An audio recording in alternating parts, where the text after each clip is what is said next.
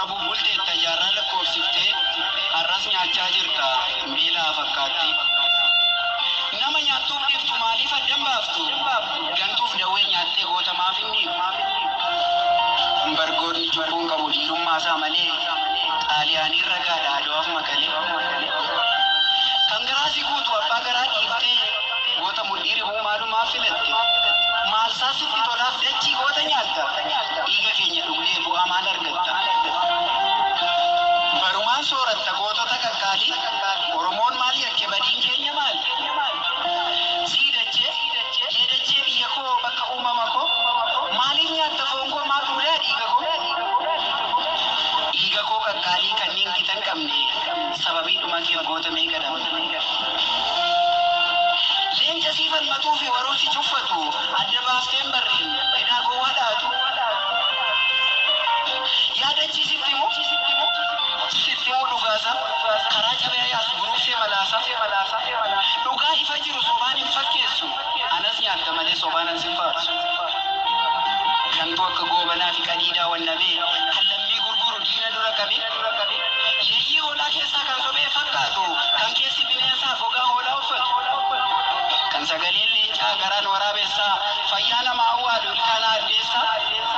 Dugda keetti baattee isa kunuunsita goota ija barbadaa immoo garaa keetti nyaatta. Otuma nyaattee gootota Oromoo nyaatta. Qaqqaalii ijoollee Oromoo akkamiin dhodhaata? Cubbuu sittiin ta'uu dhiigni ijoollee haqaa. Deebiin kee maaliin gaafa guyyaa waaqa? Nutu wallaallate jibba keenya malee goonni shiran beeku fuuldura isaa malee. Kan nuti daganne gaafa taatee birroo kan fayyaa awwaalamne tulluun jirru. Kan nuti hin beekatiin gaafa agarii gaafattee gaafa eebbisaa addunyaa daandii irraa harkifte. Gaafa seegalte dubbiin hirree uumaa jallachuu nutu dagate malee gaafa sooda hoddachuu. Lakkii dhiisi yaadachii handhuura biyya koo bara baraan soorachuun lubuu dhiiga goota koo. Gootota kalee nyaatte seenaa isaaniif dubbata qaqqaalii beeknus dhabneet mar'immaan nu gubata.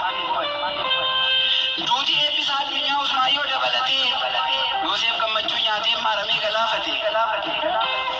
Jireenya ayyaanaatu bu'aaf awwaala dhabee daadhii galaanis du'ee rakkichuun meeqatti cabe. Otuma kanaan jiruuf jira wallaallee jajjabduu ilmaan ayyaa meeqaa tamaa awwaale. Eelaa keenya obsinee sukkuummannis dhoksine keenya dideetti caale cubbuu keenya wallaalle. Kanarraan mooraajiidha kan kalee maal dubbatu kan amanuun ulfaatu dhugaa abjuun fakkaatu. Handhuurri keenya har'as giddeenutti deebitee kan nyaattee quufa dhabdee ajaaluus dabalatte.